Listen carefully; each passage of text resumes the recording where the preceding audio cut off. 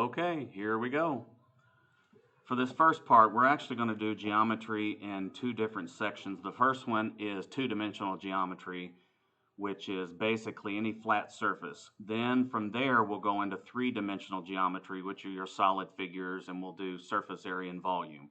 But for this first video, I'm going to make these short so you're not taking up a lot of space. This one's just going to be the first part of your packet on page 1. All right, basically what we're doing is we're dealing with a flat surface. So any flat surface, your desk, this piece of paper, anything that is a two-dimensional surface, that's called a plane. And so for this first part, everything that we're doing is on a plane and not the kind that takes off and lands, a flat two-dimensional surface. Well, any specific point on that plane is called a coordinate. You've already done that, but it's also called a point. And if you have an infinite connection of these points in all directions, that will create a plane.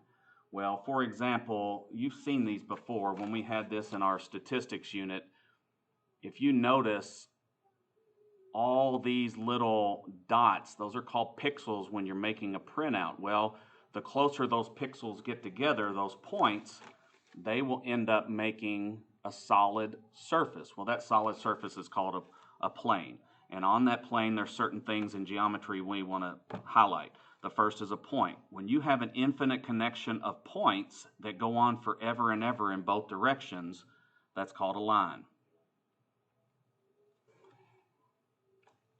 Now, that line will go on forever and ever. We've already talked about that when we had the x and the y axes. So that's going to be something that now that we're talking about geometry, the way that you name a line is pick out any 2 points on that line. Even though you can't see individual points, there's an infinite connection of points here. So in other words, I can highlight this point and call that C. I can highlight this point, call that D. And how you name a line is you pick out 2 points on that line, it doesn't matter which 2, and then you show the symbol of the line above those 2 points. So for example, I could call this line AB with the symbol of the line above it.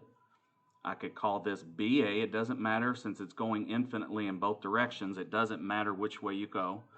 You could also say now that I've highlighted these 2 points, CA or AC, and then DB or BD. It doesn't matter again, as long as it's 2 points and you have the symbol of the line above.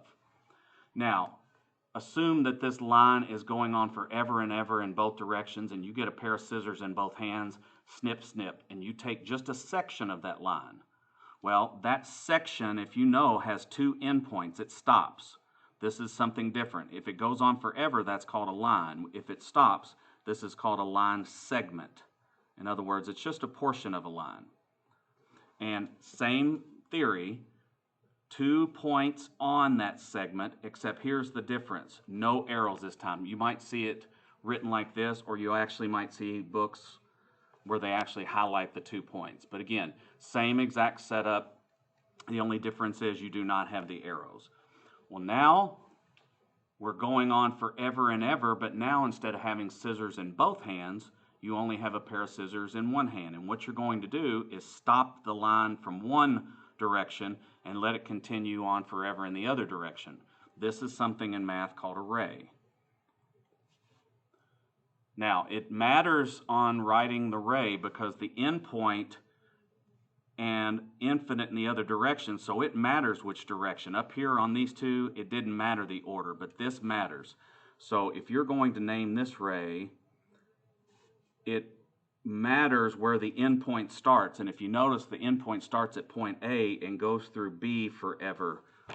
So that is the correct way. If you were to write this as ray BA, that it would be incorrect because you have it going in the different direction, and you can see right there that's an endpoint. Now, if you have a ray BA and the same ray BC, and if you notice they start from the same endpoint, that creates something in math called an angle. And that's all an angle is. It's the intersection of 2 rays, and you all talked about angles before, but basically if you stick 2 rays together at the same endpoint, that is called an angle. Now, how you name an angle is this center point has to be the center of your angle measure. In other words, first of all, let's talk about the symbol of an angle. It almost looks like the less than sign, except it's flat on the bottom. And then sometimes you might see it either or. You might see it either or. So how we could name this angle is direction doesn't matter. What does matter is this corner point has to be the middle letter. So you could name that ABC, or you could name that CBA. And since there's not a second angle, in other words, if there was a second angle here, you couldn't do this. But since that was the only angle, you can also, in this case, name this by that corner point.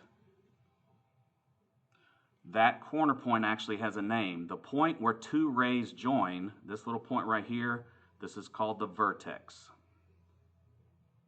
And the plural, if there's more than one, is called vertices, not vertexes.